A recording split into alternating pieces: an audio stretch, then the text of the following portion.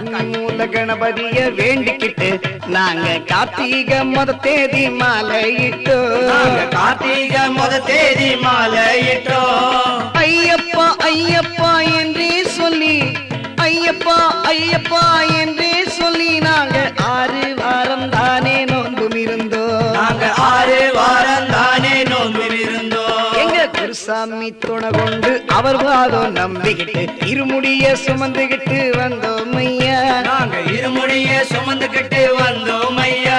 எங்க குருசாமி துணை கொண்டு அவர் பாதம் நம்பிக்கிட்டு இருமுடிய சுமந்துகிட்டு வந்தோம் ஐயா. இருமுடிய சுமந்துகிட்டு வந்தோம் ஐயா. 6 மணி